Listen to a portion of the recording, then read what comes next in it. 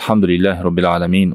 Vessalatu vesselamu ala nebina Muhammed ve ala alihi ve ashabihi ecmain. Şirk деген бұл өте қауіпті, қорқынышты нәрсе. Чоң күнәлерден, мындан да өткен чоң күнә жоқ.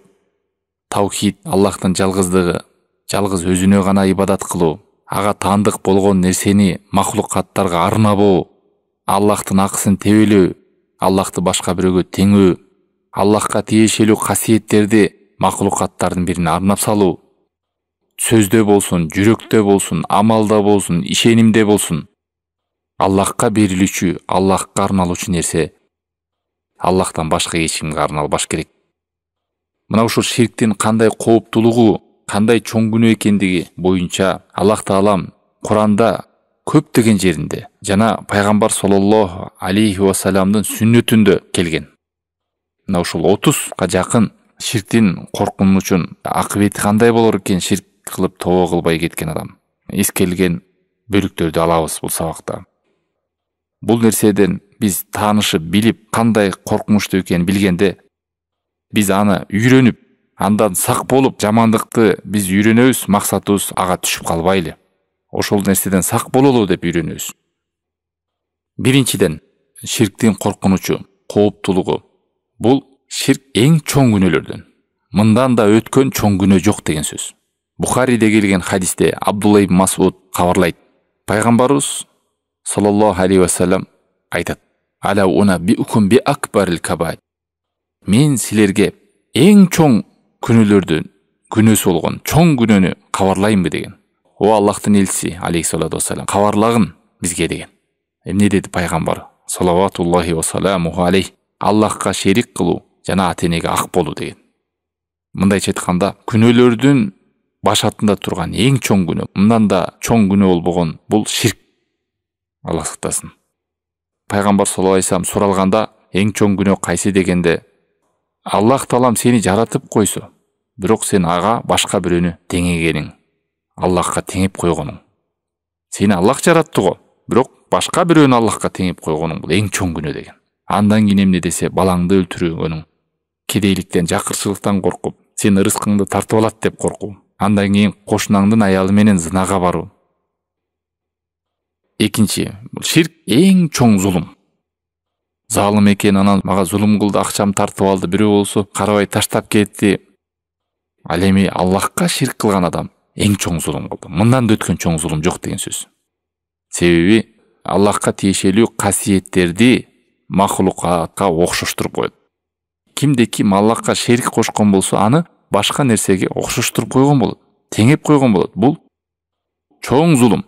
Ошон үчүн Лукман сүрөсүнүн 13 аятында Аллах Таалам «Инна ширка ла зулмун азим» деген. Чындыгында ширк бул эң чоң зулум деген. Зулум дегенде алымдар эмне деген?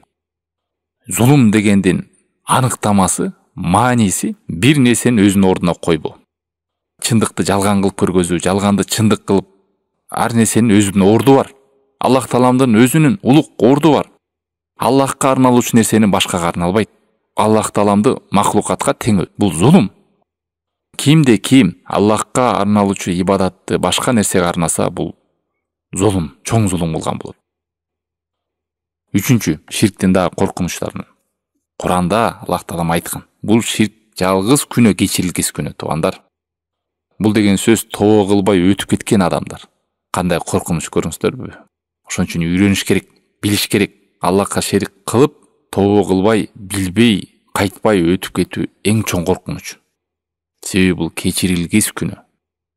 Аллах Таалам Куранда Ниса сүрөсүнүн 116 аятында айткан: «Инналлаха ла яғфиру ай юшрака би». Аллах Таалам ага шерик кылганды кечирбейт. «Ва яғфиру ма дуна залика лиман яша». Андан башканы каалаганына кечирет Аллах Таалам. Ар бир күнөө Аллахтын каалоосунун алдында. Кааласа кечирет, кааласа жазалайт. Тек гана ширкти Аллах Таалам кечирбейм деген. Ошон үчүн хадис кудусиде да Аллах Тааламдын кайрылуусу бар. Ябна адам, эй адам баласы, сен мага келгениңде, эй адам баласы, сен жер бетиндей күнөө менен келсең дагы, бирок мага жолукканда ширик кылбай келсең, мен сага жер бетиндей кечирим берем деген. Ширктин кооптулугу, жалгыз кечилигиз күнөө. Бул деген сөз тобо кылбай өтүп кетсе. 4-чү коркунучу. Ширк боюнча Куранда, сүннөттө айтылганда эң чоң, Куранда да эң чоң тыюу, эң биринчи арам, эң биринчи тыйылган нерсе бул Аллахка шерик кылуу. Жалгыз Аллахты даңазала, Аллахка шерик кылба деген нерсе эң биринчи буйрук. Жалгыз Аллахка сыйынуу, эң биринчи тыюу бул Аллахка шерик кылбоо деген. Жакшылыктын башаты жалгыз Аллахка сыйынууда. Жамандыктын башаты Аллахка шерик кылууда. Аллахка шерик кылгандан да өткөн чоң күнөө жок. Мындан да өткөн жаман терс нерсе жок. Ошон үчүн Аллах Таалам катуу тыйган. Исра сүрөсү 23-чү аятта Аллах Таалам айтат: "Ва'будуллаха ва ла тушрику бихи шай'a." Жалгыз Аллахтын өзүнө гана сыйынгыла, ага шерик кылбагыла. "Ва қада раббука ла та'буду илля ия." Аллах Таалам буйрук кылды, жалгыз Аллахтын өзүнө гана сыйынгыла. Башка эч кимге сыйынбагыла, жалгыз Аллахтын өзүнө гана сыйынгыла деп. Мындайча айтканда, эң чоң тыюу Аллахка шерик кылба деп Куранда эң катуу, эң биринчи тыюу ушул. Ширк боюнча келген аяттар бир да күнөөгө мындай келген эмес. Себеби бул Аллахтын акысы. Мисалы, караңыздар, кээ бирлер баламды бактым, 9 ай карадым, чоңойттум, анан карылар үйүнө таштап койсок, туугандары, жакындары ушул баласын жаман көрөт, айтат, айыптайт. Кандай надан адам. Шунча караса да, бакса да, чоңойгондо карабай кетти депчи. Бул ата-эне. Элестетиңиздер, Аллах рызкыбызды берип атат. Ар бир көз ирмебизге муктажбыз. Буга чейин да барсак да, өлсөк да Аллахтын алдына кайтып барабыз. Бүт Аллахтын нематы менен.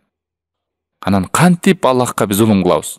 Кантип Аллахтын өзүнө сыйынбай башка нерсеге сыйынабыз? Кантип Аллах Таалам башка махлукатка теңеп салабыз? Кантип Аллах Тааламдын касиеттерин башкага арнайбыз? Сурансаң да, үмүт кылсаң да, жалынсаң да, жалбарсаң да, кайрылсаң да, бүт нерсени, корксоң да, бүт Аллахка арнаш керек. 5-чиси, ширктин 5-чи коркунучу. Ширк кылган адам тозокто түбөлүк калат, тозокко киришке себеп болот жана түбөлүк калышка себеп болот. Аллах Таалам Куранда Байина сүрөсүнүн 5-чи аятында айткан: "Инналлазина кафару мин ахлил китаб вал мушрикин фи нари джаханнам холидина фиха улаика шаррул бария." Чындыгында Аллахка капыр болгондор, китеп ээлеринен жана мушриктер тозокто түбөлүк калуучулар деген. Вал мушрикин, Аллахка шерик кылгандар тозокто түбөлүк калуучулар деген. Ширк кылган адамдар. Аллахтын элчиси саллаллаху алейхи ва саллям айтты: "Ким Аллахка жолукканда ширк кылбай келсе бейишке кирет. Ким Аллахка ширк кылып келген болсо тозокко кирет" деген. 6-чы коркунуч ширктин. Аллах Таалам Куранда муну ачык айкын адашуу деген. Ниса сүрөсүнүн 116-чы аятында айтат: "Омай юшрик биллахи факод долла долалан баида." Ким Аллахка шерик кылса, ким Аллахка шерик кылса, ал алыс катуу адашууда болду дейт. Ширк кылгандан да чоң адашуу жок деген сөз. Бул коркунучтарды эскерүү менен биз буга олуттуу кароого, ушул нерсени үйрөнүп, андан алыстоого, ушул нерсеге түшүп калбоого бизге таасир берет. Ошон үчүн эскерип атабыз. Бул ушундай кооптуу болгондон мен үйрөнөйүн, мындан сак болоюн, алыс болоюн. Себеби билбеген адам түшөт. Жамандыкты биз жаман болгон үчүн эмес, ошол нерседен сак болуш үчүн үйрөнөбүз. 7-чи ширктин коркунучу боюнча. Ширк кылган адамдардын катуу өкүнүчү. Ал өкүнүч жардам бербей турган өкүнүч. Пайда бербей турган өкүнүч. Шуара сүрөсүндө 97-98 аяттарында Аллах Таалам айтат: "Таллахи ин кунна лафи далалин мубин ид нусаввикум би роббил аламин." Тозокто жатып, кыйкырык, бакырык өкүнгөн адамдардын сөзүн караңыздар. Аллахка касам ичип айтабыз, биз ачык айкын адашууда болуппуз бул дүйнөдө. Эмнеге караңыздар? Ид нусаввикум би роббил аламин. Көрсө биз аламдардын роббисин башка нерсеге теңеп алыппыз дейт. Башка кудайчаларды, буттарды, башка арбактарды Аллахка теңеп, биз да ошолорго кошо сыйынып алыппыз. Аламдардын роббисине теңеп салыппыз. Мына себеп дейт. Фатыр сүрөсүнүн 37-чи аятын караңыздар. Охум ястарихуна фиха. Алар кыйкырып, бакырып, тозокто кыйналышып айтышат дейт. Роббана ахриж на'мал солиха. О Робби, бизди чыгара көрчү, жакшы амал кылалычы. Гойреллади кунна на'мал. Бул кылган амалды ушу таштайт элек. Эмне амал экен? Аллах Таала анан аларга жооп берет. Авалам нуаммирукум ма ятадаккару фихи ман тадаккар ва жаакумун надир. Силерге өмүр бердик го. Эскерилүүчү адам эскериле тургандай деңгээлде өмүр бердик го. Силерге эскертүүчүлөр келди го дейт. Пайгамбарлар келди, аалымдар эскертти, өлгөнчө мына ар бир сабак эскертүү. Фадуку фамали золимина мин насир. Эми азапты таткыла, залымдарга жардамчы жок. Аллах сактасын туугандар. Эң чоң өкүнүч, пайдасы бербей турган өкүнүч. Ошол тозок ээлердин катуу өкүнүп, аягында эмне деп өксүп айтып атат. Ааламдардын Роббисине теңеп салган турбайыкпы биз деп. Ошого сыйына турган ибадатты башкага арнап салыппыз деп өкүнүп атат. Ушул чоң себеп дейт. Ширк ээлеринин катуу өкүнүчү. 8-чи коркунучу ширктен, бейиштен кур калуучу. Бейиш ага арам болуп калган. Майда сүрөсүнүн 72-чи аятында Аллах Таала айтат: "Иннаху ман юшрик биллахи фақад харрамаллаху алейхил жанна ва маъвахун нар." Чындыгында ким Аллахка шерик келтире турган болсо, Аллах Таала мага бейишти арам кылды. Анын жайы тозок, залымдарга жардамчылар жок. Жалгыз ушул ширкке ушундай коркунучтуу аяттар келген туугандар. Так айтканда, ширктен башка күнөөлөргө ширкке айтылгандай коркунучтар келген эмес. Бул деген сөз башка күнөө жеңил дегенди билдирбейт. Айтайын дегеним, ширк эң чоң зулум, эң чоң коркунуч, эң чоң күнөө. Ошону сезе билейли. 9-чу ширктен коркунуч. Ширк кылганда шерик келтирип өтүп кеткен адамдын абалы. Аллах Таалам Куранда сүрөттөп атат. Зумар сүрөсү 65-66 аяттарында: "Валакад ухия илейка ва илаллазина мин qablika." Сага вахий кылынды, кабарланды. Жана сага чейинки адамдарга, пайгамбарларга да кабар кылынды. "Ла ин ашракта ла яхбатанна амалу." Эгерде шерик келтире турган болсоң, сенин амалдарың күйүп жок болуп кетет. Бул сөздү кимге айтып атат туугандар, билесиздерби? Пайгамбарларга айтып атат. Мухаммад алейхиссалату вассаламга да үзүр жок деп атат. Сага чейинки пайгамбарларга да вахий кылынган, кабарланган дейт. Көрдүңүздөрбү? Жеңил карабаш керек. Мисалда айтканда, дараты бузуучу нерсе даратын бузгандай эле жиналып калган сооп амалды ширк бузуп жок кылып салат. 10-чусу ширктин кандай коркунучтуу экени, олуттуу экени. Амалдардын жок болуп кетиши керек болсо, алар пайгамбарлар болсо дагы. Жаңа айтканыбыздай, "Валау ашраку лахабита анхум ма кану я'малун."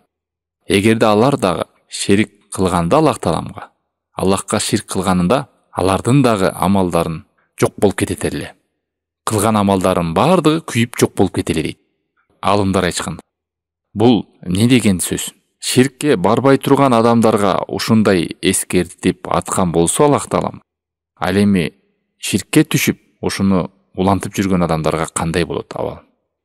Пайгамбарларга ушул нерсе айтылып аткандан кийин ширк кооптуу нерсе туугандар. Ким муну жеңил айтып, белгилүү да Аллах Таалам жалгыз, эмне эле антип коркутуп атасыңар дегендер алданбаңыздар. Жападан жалгыз эң чоң күнөө, эң коркунучтуу күнөө, кечирилгис күнөө. Бул Аллахтын акысы. Аллахка кылган зулумдук, ошол үчүн олуттуу караңыз. Баягы кээ бир адамдар билбегенден кийин сүйлөй берет. Себеби анын билбейт кандай кооптуу экен. Ошон үчүн жеңил карайт. Эмне деди Аллах Таалам? Иннама яхшаллаха мин ибадихи ал-улама. Аллахтан чыны коркуучулар аалымдар, билгендер деген сөз. Билбесе кантип коркот адам? Жаш бала алдей, ысык чоктун, ысык суунун ысык экенин билбесе кармай берет. Качан сезгенде билет. Билбеген адам ошондой болот.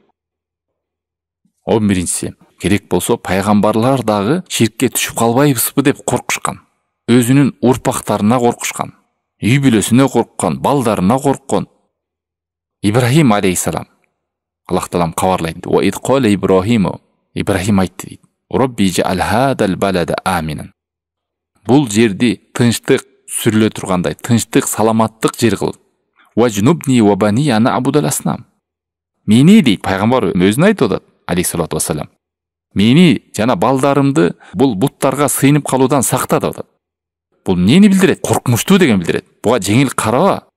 Кантип ширк караңгы түндөгү кара таштын алдында баскан кумурскадай болуп кирип кетет деген сөз. Ибрахим болсо буттарды талкалаган, ширк менен күрөшкөн, ширк ээлери менен күрөшкөн пайгамбарлардын атасы. Эми Ибрахим пайгамбар ушундай деп аткандан кийин башкасы ким бул баледен сак боло алат, бейгапар боло алат, тынчтыкта көңүл ток боло алат деп эскертип кеткен алымдар. Ошон үчүн пайгамбар саллаллаху алейхи вассаламдын хадисинде айтат, Шейх Альбани Сохих деген силсиласында, Имам Ахмад Муснадында келген: "Инна ахвафа ма ахафу алейкум аш-ширкул асгар." Мен силерге эң корккон нерсем, катуу корккон нерсем бул кичинекей ширктер деген. Чоң ширк өтө кооптуу. Пайгамбар саллаллаху алейхи вассалам кичинекей ширкке да коркуп атат бизге.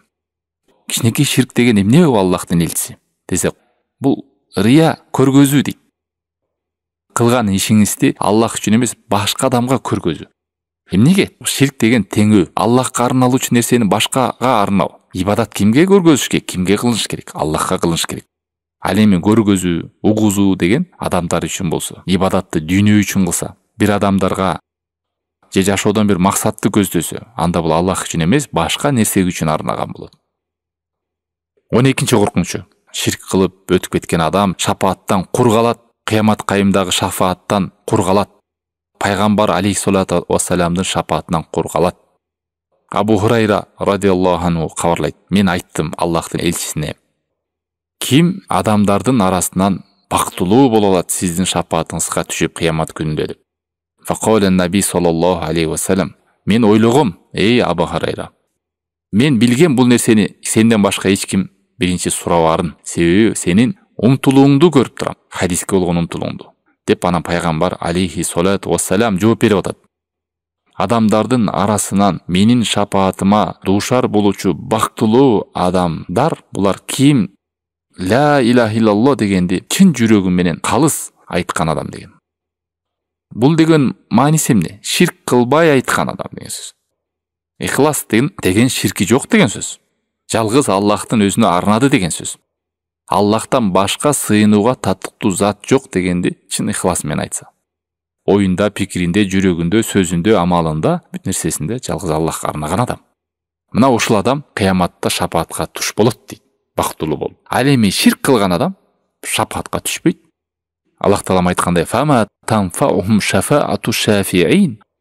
Аларга шафаат кылуучулардын шафааты пайда бербейт мушриктерге, ширк кылгандарга. 13-чү коркунучу ширктен. Пайгамбар алейхиссалату вассаламдын дуасынан да кур калат бул. Жана жалпы момундардын дуасынан да кур калат. Ширк кылып жүргөн адам мушриктерге бул дүйнөдөн да дуасы пайда бербейт. Өлсө дагы момундар ар намазында, ибадатында дуа кылып атат. Момундарга, мусулмандарга дуа. Пайгамбар алейхиссалату вассаламдын дуасы бар. Ошодон кур калуучу. Аллах Таалам Тауба сүрөсүнүн 113-чү аятында айтат: "Ма кана лин-наби." Пайгамбарга да, иман келтирген адамдарга да мушриктерге истигфар кылган болбойт. "Валау кану ули курба." Алар жакын адамдар болсо дагы. Көрдүңүздөр, дуа кылганды тыйып салган Алла Таалам. Пайгамбарда, момундарда дуа кылынбайт мушрик. Кылса да дуасы жетпейт, пайда бербейт. Кандай коркунучтуу. Бул нерседе биз баягы тилдеги ширктерди, жүрөктөгү, амалдагыларда токтолбойбуз. Биз ушуну кандай коркунучтуу, олуттуу экенин гана айтып кетебиз. Биздин жүрөк ойгонуп, буга олуттуу караш үчүн, изденип окуш үчүн, билиш үчүн, сак болуш үчүн. 14-чү коркунучу. Кимде ким ширк кылган болсо, ал эң жалганчылардын жалганы. Булар Аллахтын азабынан кутула албайт дейт. Аллахка кур жала жапкандар, жалганчылар. Эмнеге? Аллах Таалам ана Ам сүрөсүндө айтат, 21-чи аятында: "Оман адламу мимман ифтара алаллахи кадиба ау кадзаба би аяти." Ушундан да өткөн залым барбы дейт. Аллахка жала жагып жана калп айткандар. Ау кадзаба би аяти. Же Аллахтын аяттарын жалганга чыгаргандар. Залымдар кутула албайт дейт. Аллахтын балагысы бар деби, жок нерсени таандык кылуу, ага таандык болбогон нерсени Аллахка арнап салуу, Аллах Тааламды кемсинтип, баласы бар деп айтуу, Аллах Тааламды айыптап. 15-чи коркунуч. Ширк кылган адам, чоң ширкке түшүп калган адамдар имандан ажырап калуу коркунучу бар. Пайгамбар саллаллаху алейхи вассалам айтат: "Мен адамдар менен күрөшүүгө буйрулдум" дейт. Качанга чейин? Ла илаха иллаллахны айтканга чейин. Качан бул нерсени айтканда алардын каны дагы, акчасы бардыгы сакталат. Ага чейин булар менен күрөшкөн дейт. Бул деген сөз Адам чоң ширкке түшүп кете турган болсо, туугандар, ыйманы кылган амалы жардам бербейт. Ыймандан ажырап калуу коркунучу бар. Көрдүңүздөрбү, кандай коркунуч? Мындан өткөн коркунуч барбы? Ибадат кылып жүрө берсе дагы. Бирок чоң ширкке түшкөндөн кийин будан кайтпаса, мунун коркунучу олуттуу. 16-чы коркунучу.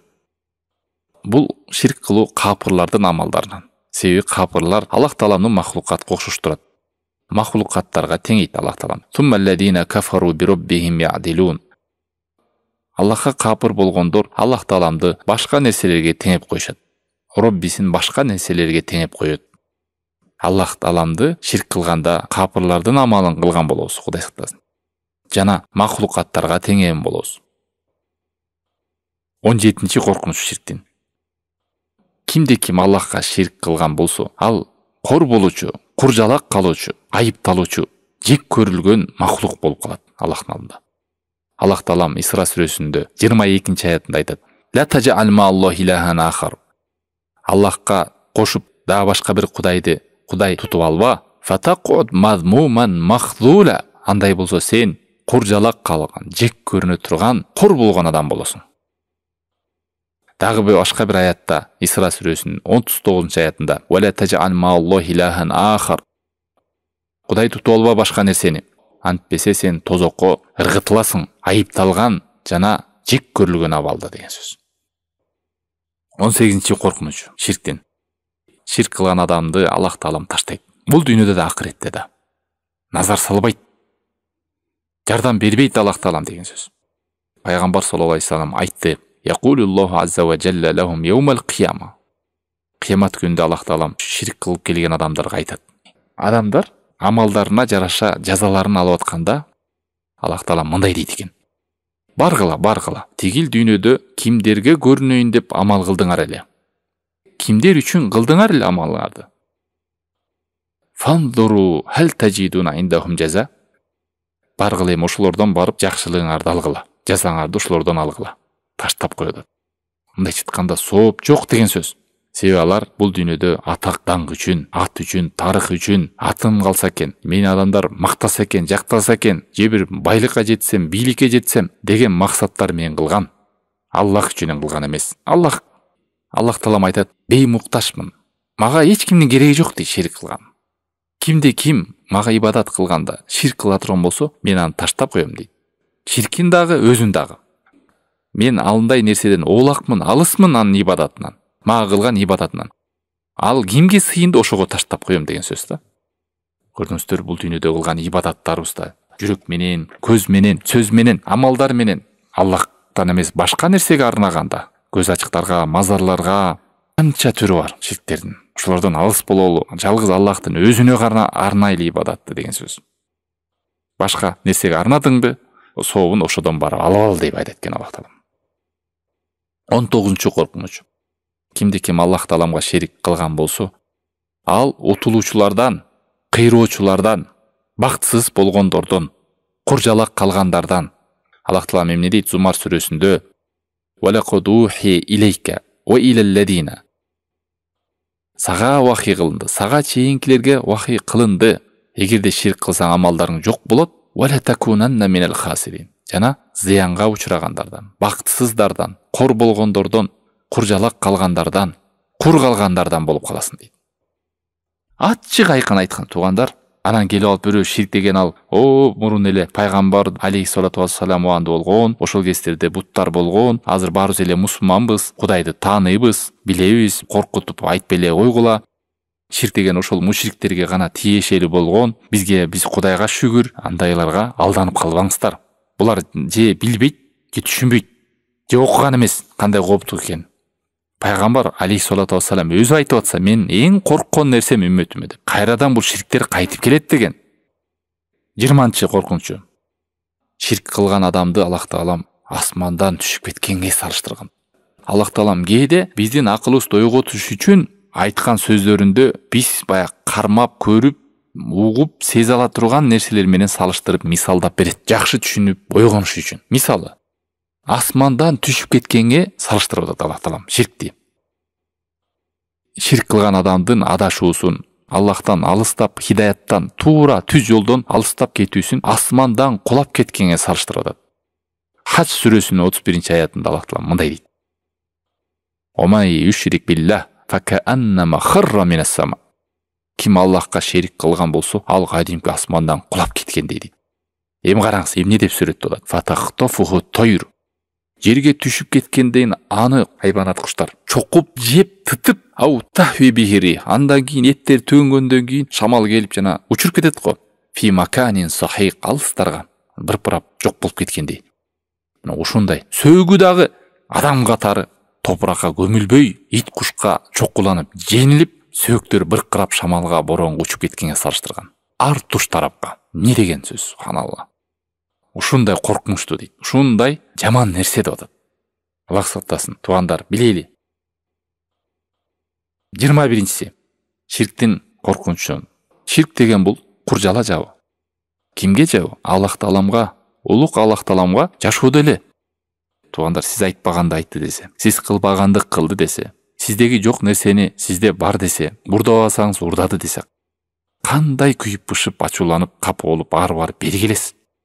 Жөн эле адам. Ал эми Аллах Тааламга ушинтип куржала жапкан кандай болот? Ширк кылган адам ушундай болот. Ниса сүрөсү 48-аят. Ким Аллахка ширк кылган болсо, ал улук Аллах Тааламга, ал Аллах Тааламга чоң айып, жаланы жапкан болот дейт. Аллах сактасын. 22-си коркунуч. Бул үммөттүн чөгүп, алсырап, кор болуп, суратпайбы? Мусулмандар саныбыз көп, не сапатыбыз жок? Жалгыз Аллахка болгон акысын бербегендиктен, ошон үчүн бул үммөт кор болот, жана ширкке түшкөндүгүнөн. Жалгыз Аллахка жүрөктү байлабай, ибадатты жалгыз өзүнө арнабай, ошонун артынан бул үммөт кор болот. Саны көп болсо да сапаты жок болот. Деңиздеги көөктөй болот саны мусулмандардын көпчүлүгү. Бирок ширктен алыс болмоюнча, Аллахтын акысын бермейинче, кор болгонун кор болгон. Бийиктикти, даңктуулукту бербейт Аллах Таала. Ага тартыксыз болот. Эмнеге? Аллах Таалам Куранда айтканда: "Я будунани ла юшрикуна би шей'ан". Мага жалгыз өзүмө гана сыйынышат, шерик кылышпайт деп.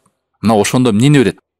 Аллах Таалам ыйман келтиргендерге, силерге, жакшы амалдарды кылгандарга вада берди. Эмнеге вадаларды берген билесизби? Тынчтык болот, коркунуч болбойт, сооп амалдарды берет. Аллах Таалам биз өзүбүз ыраазы болгон мына динди берет. Жер бетинде туруктуу кылып калтырат Аллах Таалам. Кор болбойбуз. Бирок шарт эмне деди? Мага ибадаттарында ширик кылбасын деди. Мындайча айтканда, ширк кылуунун артынан мусулмандар өнүкпөйт экен. Мына мечиттердин ичинде кабырлар пайда болгон өлкөлөр бар. Ар кандай ойлууларды издеп, баланча жолда чат экен, баланча түгүнчө деп, Аллахтан үмүт кылып суранбастан жол ачкандарды издегендер бар. Намаз окуп, мусулманмын деген адамдардын арасынан. Аллахтан үмүт кылбай, башкадан үмүт кылып калгандар бар. 23-чү коркунучу. Аллах Тааламга ширк кылган нерсе, бул кадимки Аллах Тааламды кемчиликтүү көргөндөй. Эгерде бүт жакшылык Аллахтын колунда экенин ынанып атсаң, билип атсаң, эмнеге Аллахка ширк кошосуң? Эмнеге арбактан суранасың? Эмнеге булактан суранасың? Эмнеге оттон, айдан, күндөн же башка бир ыйык жерлерди издеп кетесиң? Ошол жерден үмүт кылып. Жалгыз Аллахка арна жүрөк. Эгерде андай болсо, шек бар. Аллах Тааламды кемсинткендей, Аллах Таалам толук кудуреттүү деп санабагандай бир айып издегендей Аллах Таалам. Аллах сактасын. Аллах Таалам бул нерсени аруу, субханалла деп айтып атабыз. Аллах Таалам кемчиликсиз, Аллаху акбар, Аллах улук. Кимде ким Аллахка ширк кылган болсо, Аллах Таалам өзү бекемдеп, менде айып жок, кемчилик жок, мен арымын мындай кемчиликтерден. Бүт кудурет менин колумда. Аллах кыла албаган эч нерсе жок. Бардык нерсе кудурет төмөндө атса деле, башка нерседен сурансак, бул Аллах Тааламды кемчилик бар дегенге бар. Аллах сактасын. Бул кандай Аллах Таалам болгон көкбеттүүлүктү, Аллах Таалам болгон кадыр баркын билбегендик. 24-чү коркунучу. Чындыгында ширк кылуу бул Даджалдын фитнасынан дагы, Даджалдын азгырынан дагы коркунучтуу. Абу Саидден келген хадисте, Ахмадда, Ибн Мажада айтылат: мен силерге кабар берейинби, эң корккон нерселер Масихи Даджалдан дагы коркунучтуу нерсени. Болбосо бүт пайгамбарлар дажжалдын азгырыгы коркунучтуу деп эскертип кеткен. Адам затында мындан да өткөн чоң азгырык болбойт. Адам ыйманын сатып сала турган, кабыр болуп кете турган фитна бул. Ошодон да чоң нерсени кабарлайынбы дейт. Андан да чоң корккон нерсем. Колу айткын. Алар айтышты, о Аллахтын элчиси, айтыңыз деп. Эмне деди? Аширкул хафи, жашынган көмүскөдөгү ширк. Бул кандай десе? Адам намаз окуйт, намазын кооздойт, ирети менен, ыраты менен келтирет. Эмнеге? Аны адам башка бир адам байкап калганы, карап калганын көрүп туруп, ошого кооздоп окуйт. Кичинекей ширктин түрлөрү аябай көп туугандар. Иншалла кийин чоң ширктерди, кичинекей ширктерди ар бирөөн бөлүк-бөлүк кылып өтөбүз. 25-си. Кимди ким Аллах Тааламга ширк кылган болсо, Аллах Таалам аны колдобойт, жакында тутпайт, жардамда бербейт. Эй адам баласы, кыйынчылык, ден соолугуң барда мени эстегин, мени таныгын, акымды бергин. Кыйын кезде мен сени эстейин. Өлгөндөн Аллах Таалам алдына барабыз. Мына ошол кезде ширк кылган адамдарга жардам жок дейт. Доста тутуп албайт, жардам да бербейт. Аллах Таалам айтат: "Вадзалимуна ма лахум мин вали вала насир." Залымдарга дос да жок, жардамчы да жок. Шура сүрөсү. Залымдарга жардамчылар жок. Залымдар булар ширк кылган адамдар, туугандар. Залымдардын залымы Аллах Тааламга зулум кылган адамдар. Эң чоң зулумдук бул ширк. Мындан өткөн чоң күнөө жок. Мына ошон үчүн биз башынан бери биринчиден баштап бөлүп санап келатабыз. Билели кандай коркунучтуу, кооптуу экенин деп.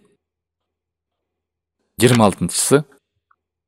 Биздин пайгамбарыбыз, акыркы пайгамбарда чоң ширктен эмес, кичинекей ширктен да корккон. Үммөтүнө эскертип элестетиңиздер туугандар. Мен үммөтүмө пайгамбар алейхиссалату вассалам бул дүйнөнү өтөрдө суралып атат да, мисалы. Сиз мына динди таркаттыңыз, жеткиздиңиз. Эртеби кечпи өтөсүз. Бирок баягы 50 жылда эл жаңы, 100 жылда жер жаңы дейт. Жаңы муундар келет. Дин кандай болуп, муунга таркалат. Кийин кандай урпактар болот? Эмнесине сиз коркосуз дегенде? Эмне деп атат пайгамбар алейхиссалату вассалам? Салаватуллахи ва саламу алейхи. Инна ахвафа ма ахаф алейкум аширкул асгар. Мен силерге катуу коркконум, кичинекей ширктен корком. Эмне десе? Ома ширкул асгар. Бул кичинекей ширк эмне десе? Рия, көргөзүү. Карасаңыздар, бара-бара кылган ибадаттарыбызды эгер адам ширкти түшүнбөсө, адамдар үчүн мени мактаса экен, жактаса экен, тарыхта калсам экен, мени көрсө экен, мени кыйын десе экен, ишимди эскерсе экен, көргөзүү, угузуу, ибадатын Аллахка арнабай, бул дүйнө үчүн эле арнап калуудан пайгамбар алейхиссалату вассалам корккон туугандар. Элестетиңиздер, эң корккон нерсеси болуп атат. Анан биз кантип коркпойбуз бул нерседен? Кантип сак болбойбуз? Дуа кылайлы, себептерин алайлы, аны үчүн үйрөнөлү. 27-си. Ким Аллахка шерик кылган болсо, алар адамдардын эң ыпылас жамандар дейт. Аллах сактасын. Аллахтын алдына, назарына илинбеген, эң жаман көргөн калк мушриктер дейт. Аллахка шерик кылгандар. Эмнеге? Аллах Таалам айткан: "Улайка шаррул бария." Алар Аллахка шерик кылган адамдар. Эң жаман адамдар. Байина сүрөсү 5-аят. Сак бололу, бекем бололу, аракет кылалы, үйрөнөлү, билели, умтулалы, окуйлу, илим алалы. Кимде ким жакшылыктан жамандыкты да билбесе, жамандыкка түшүп калат. Аллах жалгыз, Аллахты жакшы көрөбүз, ошого сыйынабыз. Аллах Тааламды мен жакшы көрөм, жүрөгүм менен жакшы көрөм, намазым окуп атат деген жетишсиз. Ошол намазды бузуучу нерсени үйрөнгөнүңүздөй эле жалгыз Аллахка сыйынганды да ошо сыйынууну буза турган. Жалгыз Аллахты даңазалап, өзүнө сыйынып аткан таухид деген илимди буза турган ширкти үйрөнүп билейли. Максатыбыз ошол нерсеге түшүп калбаш үчүн, ошондой ширкти кылып албаш үчүн, сак болуш үчүн. Мына ушул сабакта биз атай эскердик бир нече деген, кандай ширк деген нерсе коркунучтуу экенин, кооптуу экенин. Bunun артынан кандай балелер келе турган.